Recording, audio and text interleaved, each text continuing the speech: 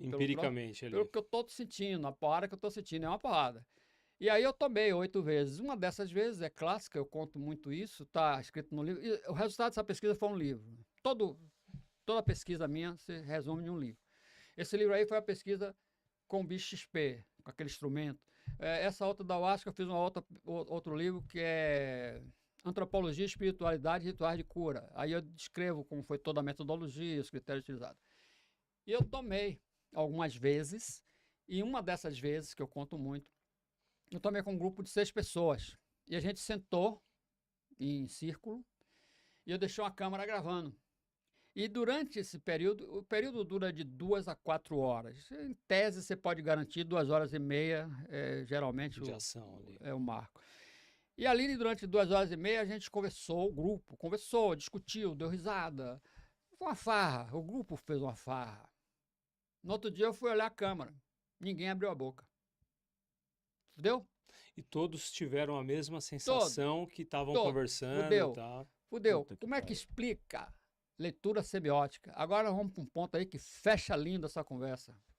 Quando você tem alguns estímulos simbólicos, você pode ter intuições semióticas, a história da nuvem, etc. Pronto. Quando você entra em transe, a proporção que o transe aprofunda mais acentua. Quando você entra em transe, ocorre uma hiperestesia dos sentidos. Em resumo, você está em transe, você tem mais audição, mais visão, você tem mais tato, sua sensibilidade fica elétrica. Quanto mais profundo é o transe, mais a sensibilidade hiperestésica dos sentidos. E com essa onda de mais sensibilidade, eu posso perceber ínfimos detalhes que conscientemente eu não percebo. Então eu posso fazer leitura semiótica com certa facilidade. O transe facilita a leitura semiótica e a comunicação semiótica. Entendemos isso? Vou de novo. Você agora aí, óbvio, você está analisando o que eu estou falando, está tentando me perceber, mas seu gap de sensibilidade está limitado a essa condição que você está. Se você tivesse com a mente racional mais atenuada, seus sentidos se aguçariam e você poderia perceber muito mais detalhes ínfimos em mim que dariam uma interpretação muito mais real e mais profunda. Eu estou dizendo que a semiótica é uma condição que se estabelece naturalmente nas pessoas em condições regulares, sim. Ela é intuitiva e é inconsciente, mas se você está num estado normal, essa intuição é menos favorecida. Quando você quebra a racionalidade, portanto, você quebrou a crítica, o seu inconsciente está mais manifesto e seu sentido se torna hiperestésico e pode perceber detalhes que conscientemente eu não percebo. Vou fechar essa porra com uma conversa brava para você dizer que eu sou mentiroso. Bora. Quando você vai dormir, obviamente você pode ter percebido isso já. Quando você vai deitar a dormir no Sim. fim do dia, você fica pensando, rodando o PDCA do dia, né? Você está analisando o que aconteceu. Né? Se você observar, todo pensamento que você está formulando, ele tenta mover o aparelho fonador, como se quisesse falar, né? Já notou isso? Sim. Você fica querendo falar, aquela porra falar não sai. Mas seu pensamento, ele é, enfim, o motivador de toda essa musculação, de todo esse aparelho aí para reproduzir a fala. Não é isso? Algumas pessoas falam dormindo. Não, mas aí já falou, eu quero não falar, eu quero só tá. tentar falar. Ainda tá acordado. Se você parar pensando, você vai ver que sua língua está como se estivesse querendo mexer para produzir seu pensamento. Vocês podem perceber isso. Cara, que conversa filha da puta eu vou entrar agora. Se você estiver num estado hiperestésico muito aguçado, você consegue ouvir o mecanismo provocado por essa musculação. Então eu escuto seu pensamento. Entendeu? Eu estou dizendo isso, eu acredito nisso fortemente. Eu estou dizendo isso com base numa porrada de gente, principalmente Quevedo. Oscar Quevedo fala isso muito bem no livro A Face Oculta da Mente. Eu trago, naquela apostila que eu mandei para vocês, eu trago uma série de autores que justifica essa ideia de você ler o pensamento do outro por hiperestesia. Chegaram a ver isso? Não chegaram. Não Pois vi. é, não lê minha porra, depois fica aí uai, cadê? Ler é importante. Eu acho que a partir de hoje, você vai dar uma olhada lá, com certeza. Você não leu até agora, você não estava motivado. Agora você está motivado. Nem me mandaram isso aí. Eu Mandou pra onde? mandei. Eu- Eu mandei, sim. Você vê que Eu vamos- mandei Vamos vamos porque puxar a Me orelha do passou. Matheus. Não, a culpa é do Não? Matheus aí. Ele- Mandou pro Matheus? ele leu a porra e ficou quieto, que é pra poder Olha hipnotizar lá, vocês. olha lá a cara dele. Aí, Lá. Ah. Ele leu, ele recebeu. Esse daí não leu, Eu nem- mandei porque ali seria a ideia de você perceber qual seria o nosso horizonte de discussão, estabelecer um roteiro, né? Eu acho que é razoável você perceber como pensa o sujeito para fazer a entrevista, não sair chutando para qualquer lado. Então, por isso eu mando com antecedência para algumas pessoas. Eu mando, via de regra, não lê.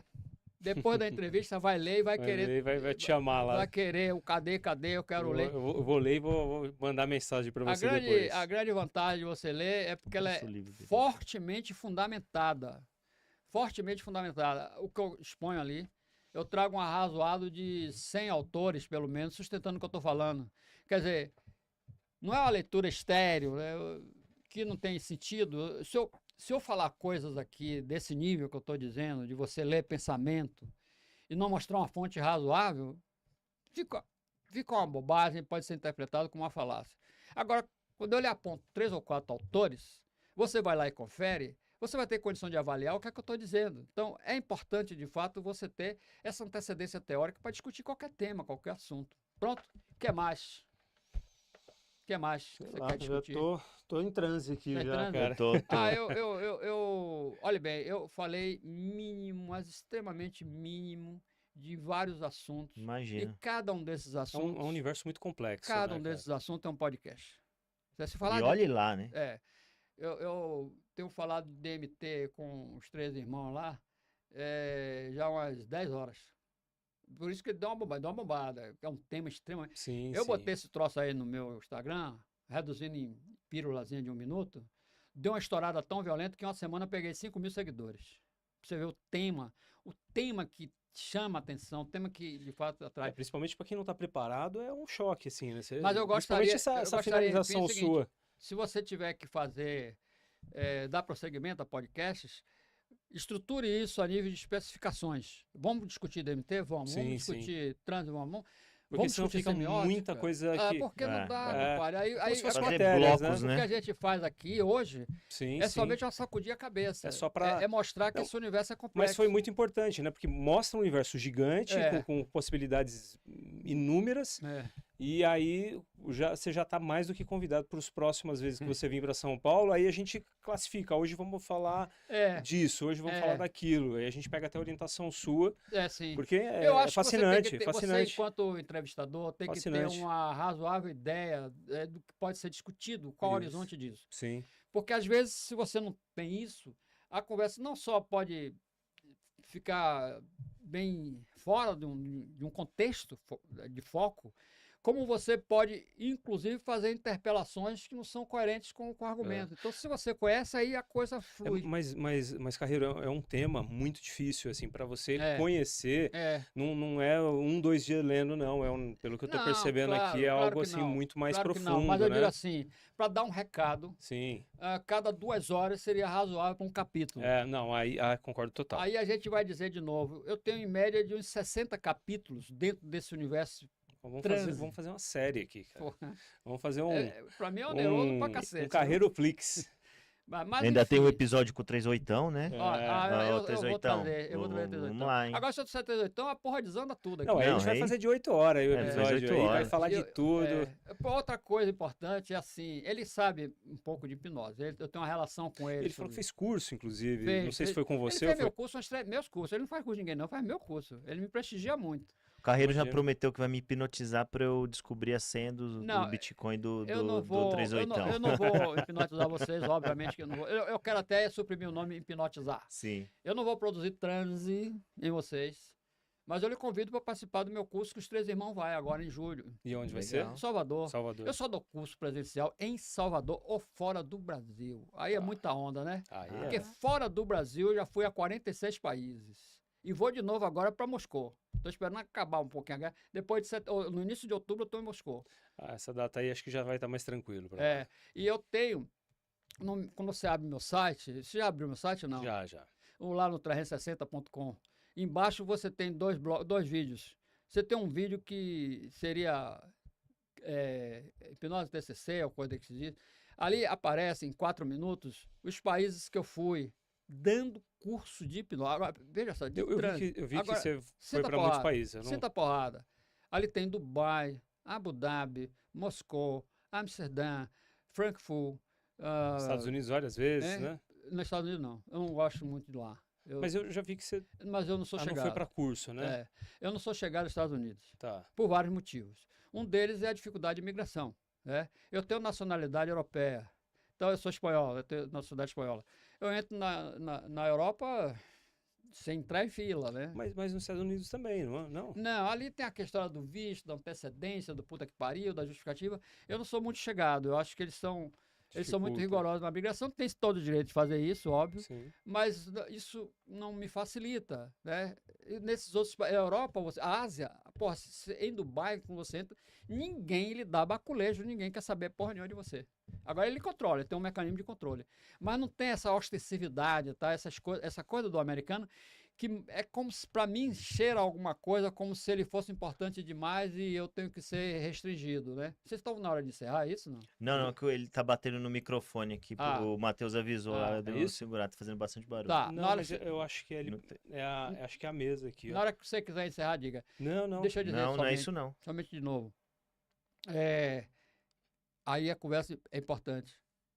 Resumindo, eu estou provando, não estou dizendo, eu estou provando que eu dei curso de como produzir transe em vários países nos 4 continentes, inclusive na África.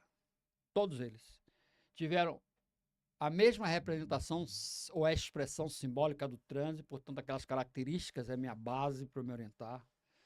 Em todos eles, eu produzi níveis satisfatórios, sem necessariamente utilizar a fala, até porque eu não tenho domínio de todos esses idiomas. Sim.